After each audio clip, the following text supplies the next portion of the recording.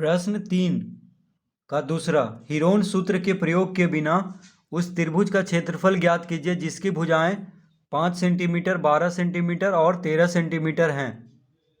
तो जब भी इस तरह का प्रश्न हो तो समझ लेना है कि ये तीनों भुजा जो दिया हुआ है, तीनों भुजाएं की लंबाई जो दिया हुआ है वह समकोण त्रिभुज का है।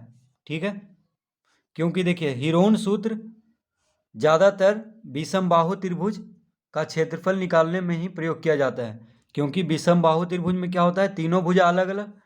लेकिन यहाँ पे कह रहा है कि हीरोन सूत्र के प्रयोग के बिना, तो देखिए यहाँ पे हीरोन सूत्र का प्रयोग नहीं करना है और क्षेत्रफल भी निकालना है। तो समझ लेना है कि ये जो भुजा है वह किसका है, समकोण त्रिभुज का। ठीक है, तो कर्ण सबसे बड़ा होता है समकोण त्रिभुज में, तो ये जो सबसे ज़्यादा है 13, देखिए 5, 12 और 13, तो 13 सेंटीमीटर कर्ण हो गया। और इन दोनों को आप कोई एक को आधार और कोई एक को लंब यानी ऊंचाई ले सकते हैं। ठीक है, तो 5 और 12 में से किसी को भी ऊंचाई और किसी को आधार ले सकते हैं, बस कर्ण जो होगा वो सबसे ज़्यादा होगा। ठीक है,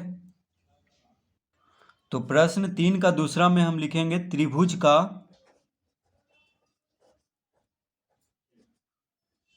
का क्षेत्रफल बराबर,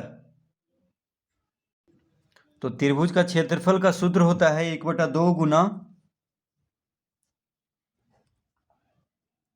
1/2 गुना आधार गुना ऊंचाई। 1/2 गुना आधार गुना ऊंचाई, तो यहाँ पे 1/2 गुना आधार किसी को भी ले सकते हैं, तो 5 सेंटीमीटर को आधार ले लेते हैं और ऊंचाई 12 सेंटीमीटर। ठीक है, आधार और लंब यानी आधार और लंब यानी ऊंचाई, तो देखिए आधार 12 सेंटीमीटर भी ले सकते हैं और ऊंचाई 5 सेंटीमीटर भी ले सकते हैं, कोई दिक्कत नहीं है। ठीक है, क्योंकि गुना ही तो करना है, तो 12 को इधर लिखें या इधर लिखें।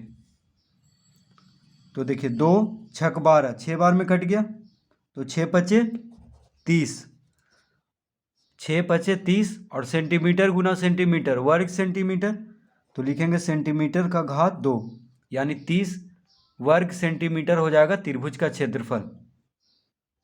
तो जब भी इस तरह का प्रश्न आए, जो बड़ा भुजा है उसको छोड़ करके बाकी दोनों भुजा को आधार और ऊंचाई किसी को भी ले लेना है। ठीक है, और सूत्र लगा देना है 1/2 गुना आधार गुना ऊंचाई। तो इसको आप चेक भी कर सकते हैं। देखिए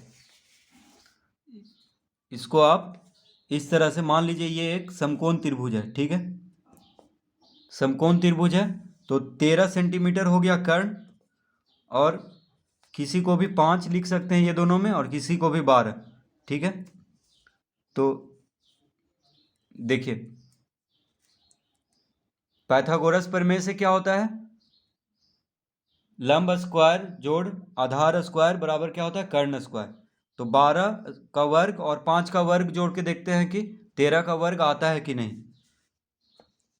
तो 12 का वर्ग जोड़ 5 का वर्ग बराबर 13 का वर्ग आना चाहिए, तभी समकोण त्रिभुज होगा। तो 12 का वर्ग कितना होता है, 144, 5 का वर्ग 25। देखिए ये दोनों को जोड़ लेते हैं, तो 5 4 9, 4 2 6 और 1, तो 169 किसका वर्ग है, 169 13 का वर्ग है। ठीक है, तो देखिए यानी इस तरह से हम चेक भी कर सकते हैं कि ये जो भुजा दिया हुआ है 5 सेंटीमीटर, 12 सेंटीमीटर और 13 सेंटीमीटर, यह समकोण त्रिभुज का भुजा है कि नहीं।